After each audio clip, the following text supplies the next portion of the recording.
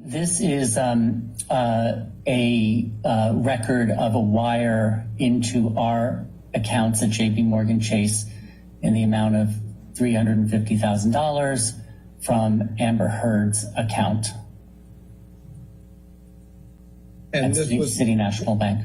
And this was her first contribution, correct? Yes, this is the 2016 August contribution. Okay, and if you could move ahead, please, to the next page, ACLU 4680. Have you ever seen this document before? I have. What is it? This is the original email from Elon to Amber and Anthony describing her plan to donate to the ACLU over the next 10 years and her support for our work, and that she wasn't restricting the gift. She just had a preference about the use of the funds, and that Anthony would forward her the wiring instructions, and then he did so, and then the $350,000 was wired, as we saw in that last JP Morgan Chase ACLU bank account wire record. And so Anthony let Amber know that we received it. Okay, so let's unpack that a little bit. So the email in the middle of the page was an email sent to Mr. Romero from Elon Musk on or about August 18th, 2016 at 1:14 p.m., correct? Correct. And he says, Amber, I described your plan to donate $3.5 million to the ACLU over the next 10 years, as you very much believe in what they are doing. You see that? Yes. Why was Ms. Heard, or strike that, why was Mr. Musk representing this on behalf of Ms. Heard? I don't know the answer to that question, but assume it's because of Elon's prior relationship with Anthony and that he indicated, I will make that introduction for you.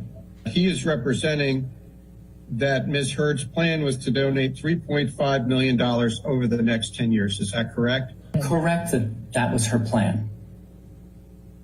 Did Ms. Heard ever say in words or substance that Mr. Musk was not correct and that wasn't her plan? I do not believe she ever said that. So she never refuted Mr. Musk's representation that she was going to pay the full $3.5 million, correct? It isn't the case that she didn't object to that she was going to pay the 3.5. It's just that she didn't object that was her plan as of August 18th, 2016. Thank you, Mr. Doherty. Let's move to the next page, which is 4681. Yes. And you see at the top it says Salesforce screenshot. Would you remind us, please, what Salesforce is? It's our current CRM, our constituent record management system, which is where we store all the information we have about our donors. We call it our donor database. And I believe that we've seen a version of this in an email from Mr. Moresco, correct?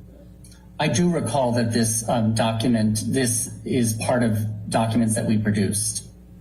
Okay, well, let's start from the bottom up. Sure. If you look at the bottom entry in the column, it had the entry that has a close date 8/19/2016, completed $350,000. What does that mean? That's a record of her $350,000 contribution to us. And you see the designation, the giving name pledge payment? I do. And what does that refer to? That this was in connection with her overall plan to make a contribution to us of $3.5 million. Okay, now let's move up to the entry in the middle of the chart. It says Ms. Amber Heard's soft credit 2017, close date June 12, 2017, completed $500,000. What does that mean? That's the record of the Vanguard charitable contribution in 2017. Why does it say soft credit instead of pledge payment? Because it didn't come directly from Amber. It came from the Vanguard Charitable Trust, Charitable Fund, and we wanted to continue to associate it, though, with Amber in our donor database. Is it customary for the ACLU to make distinctions between hard donations, that is coming directly from the donor, and donations made by others in the donor's name? It's extremely important for us to understand whether funds came directly to us from a donor, from a donor's donor advised fund, or from another donor altogether. That's all very helpful information to us as we think through our fundraising program. But my question was, is it common practice? And it sounds like it is common practice because you say it's important, correct? Yeah, I believe it's a common practice. Okay, and then let's look at the top entry in the chart. Yes. This is for the December 2018 payment, and I believe you testified this is the last payment Ms. Hurd has made, correct? Correct. And it says Ms. Amber Hurd donation 2018 payment.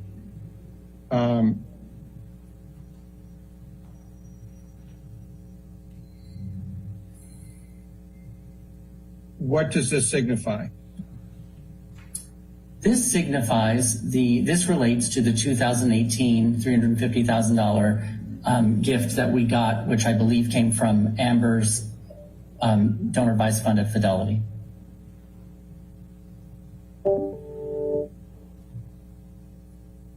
Okay, and let's close this out by looking at 4682. Purports to be an email from Liz Fitzgerald to Jonathan Moresco. Who is Liz Fitzgerald? Liz Fitzgerald's then title was Director of Special Gifts, but her current title is the Director of Development. She's the number 2 in our development department. She reports directly to Mark Weir. And even then, as Director of Special Gifts, she reported directly to Mark Weir.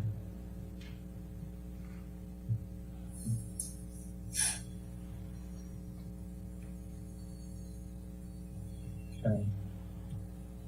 All right. And with respect to Exhibit 67, the attachments that we've described, were they created in the ordinary course of the ACLU's business? The only one that I would not say was in our ordinary course of business is number 4681, in that this was created in connection with a discussion with Amber Heard's attorneys about Amber's donations to the ACLU. But all of the other documents in this exhibit were created in the ordinary course of the ACLU's business, correct? Correct. And even this one came from our donor database, which is something that we keep in the ordinary course of our business. And it's your testimony sitting here today that the information depicted on ACLU 4681 is accurate and reflects the accounting records kept in the ACLU's ordinary course of business, correct? It is correct that we received the 350, the 500, and the 350, and that we associated them all in some way with Amber. It does not list the 100,000 Johnny Depp payment, and there's differing terms that are used in that. I'm not sure we would use the term soft credit. We might refer to another way now. After that 2017 gift, that's when we launched the new database system, the Salesforce system, and prior it had been the PIDI system. So we had been doing some changes to definitions about how we record gifts. But the basic, which is that these are all associated with Amber Heard, these 3 gifts, that is absolutely accurate. Well, you raised a good point. Why isn't the $100,000 donated by Johnny Depp credited to Amber Heard? I think it should have been recorded in our database because it's information that we would want to have in that database.